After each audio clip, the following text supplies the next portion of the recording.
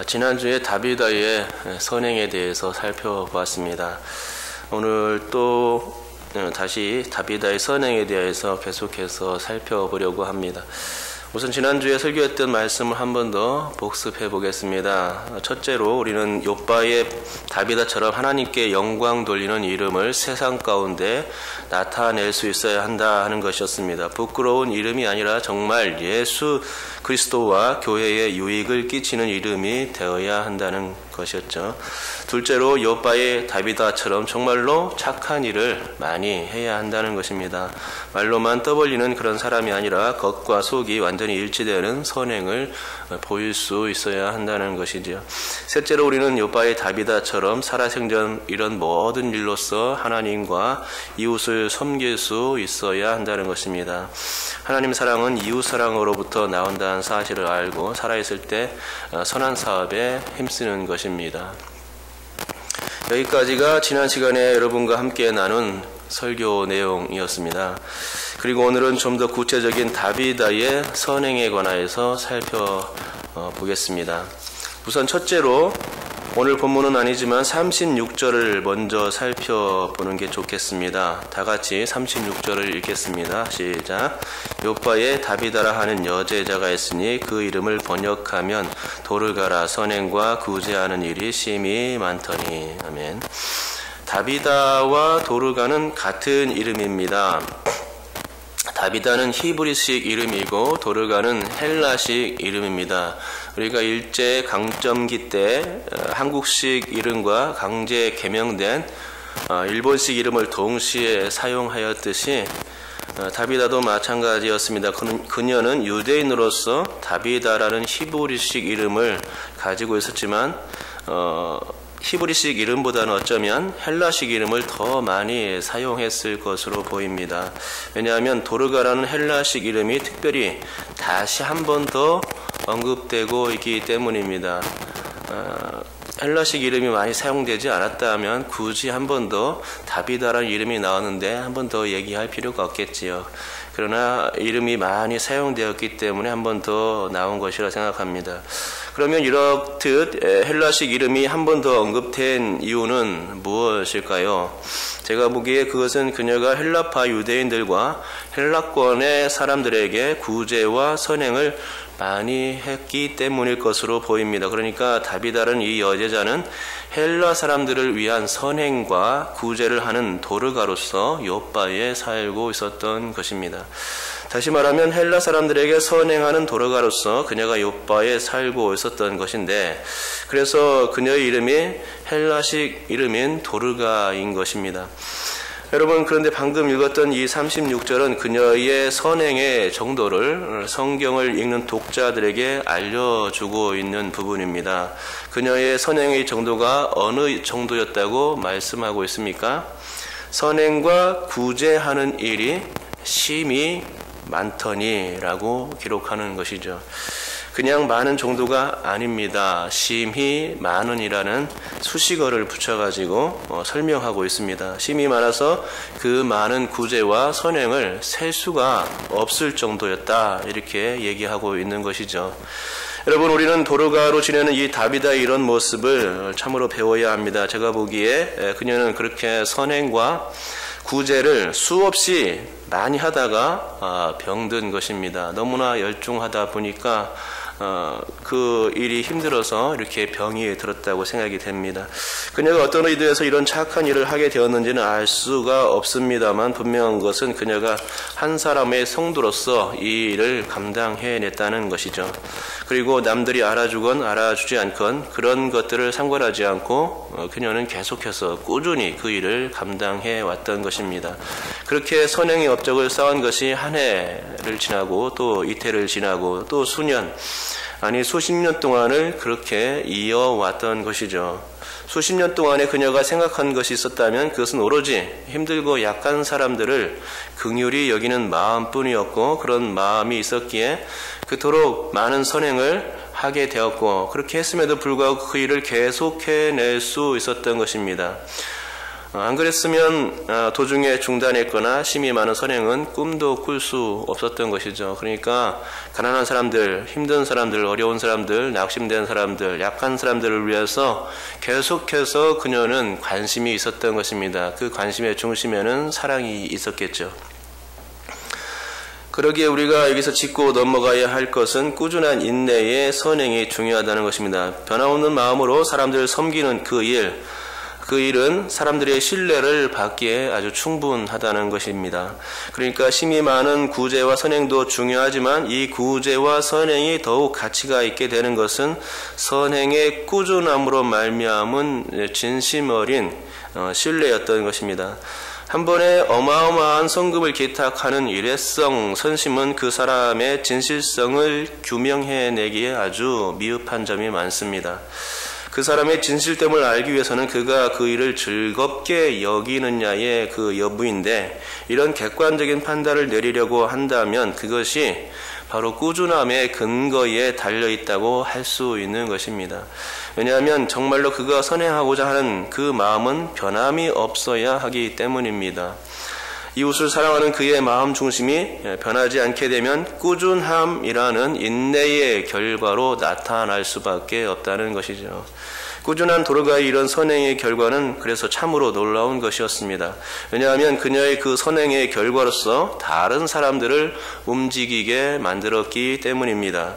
본문 38절에 보면 두 사람을 보내어 지체 말고 와달라고 간청하여 라고 한 부분이 바로 그 부분입니다. 도르가가 죽자 그녀의 도움을 받았던 많은 사람들이 한 마음으로 베드로를 청했던 것입니다. 두 사람을 급히 보내면서 베드로에게 갈 수 있도록, 그래서 빨리 와달라고 보냈던 것이죠. 그런데 재미있는 것은 이 두 사람을 베드로에게 보내면서 지체 말고 와달라라고 간청했다는 그 부분입니다. 여러분, 우리 가운데 가까운 누가 죽었을 때 사랑하는 그 사람을 위하여 살려달라고 간청해 본 적이 있습니까? 아니면 그냥 숨진 것을 그대로 받아들이십니까? 대부분은 그냥 받아들이고 슬퍼하는 쪽으로 가는 게 상례입니다. 근데 오늘 본문의 욥바 성도들은 달랐습니다. 모두가 한 마음이 되어서 베드로에게 빨리 달려가 지체 말고 와 달라고 간청했던 것입니다.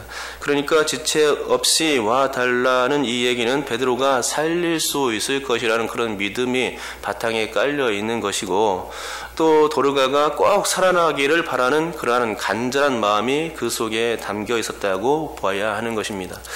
여러분, 저는 이게 영향력이라고 생각합니다. 도르가가 주변 사람들에게 끼친 선한 영향력 말이죠. 이 선한 영향력 때문에 도르가의 주변 사람들이 그토록 도르가를 사랑한 것입니다.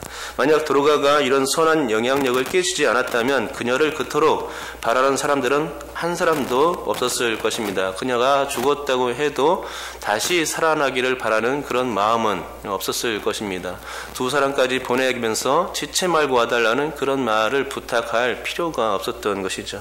하지만 그녀는 주변 사람들, 특히 헬라 사람들에게 도르가로서 선한 일을 심히 많이 해왔고 또 꾸준히 했기에 그 진심 어린 마음이 통해서 결국은 도르가를 사랑하게 되었고, 그녀가 없는 욥바는 아예 꿈도 꿀 수 없는 것이 되어버렸다는 것이죠.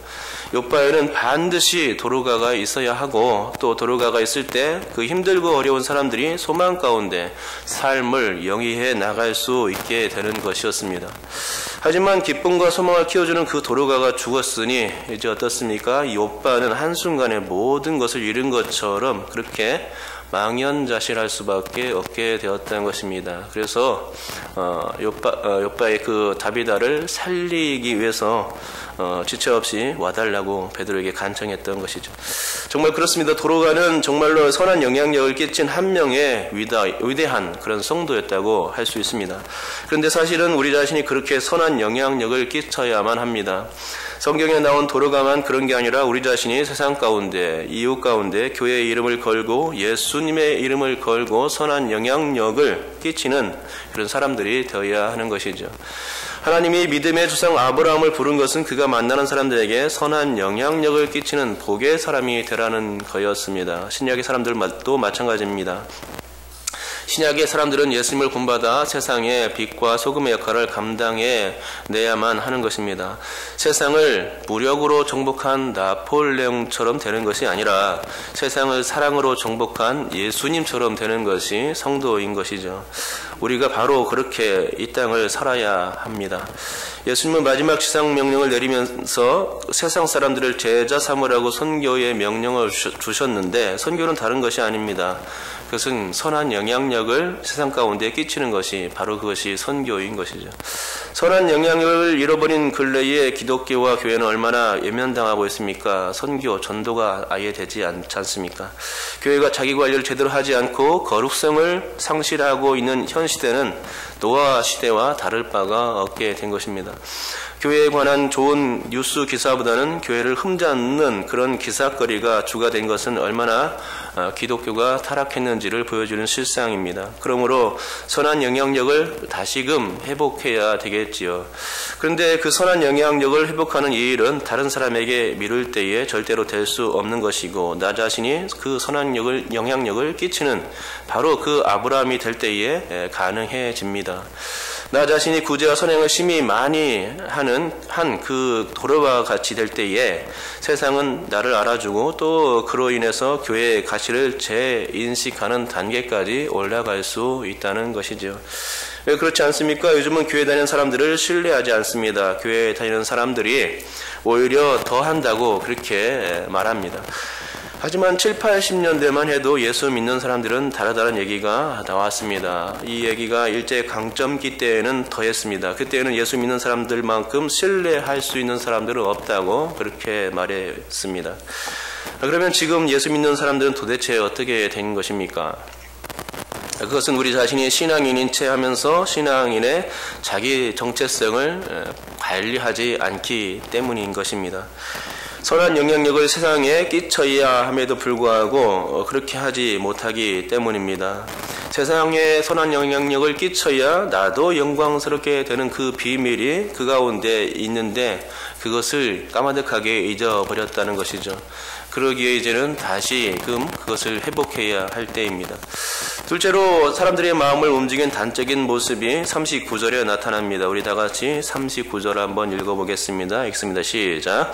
베드로가 일어나 그들과 함께 가서 이르매 그들이 데리고 다락방에 올라가니 모든 과부가 베드로 곁에 서서 울며 도로가가 그들과 함께 있을 때에 지근 속옷과 겉옷을 다 내보이거늘. 아멘. 다락방에 올라간 과부들이 베드로 앞에서 눈물을 흘립니다. 그러면서 도로가가 생전에 자신들에게 만들어 주었던 속옷 그리고 겉옷을 다 내보이는 것입니다. 겉옷뿐만이 아니라 속옷까지 이제 지어줬다는 것은 도로가가 그 모든 과부들의 생활 전반을 다 책임지고 있었음을 보여주는 아주 단적인 예인 것이죠.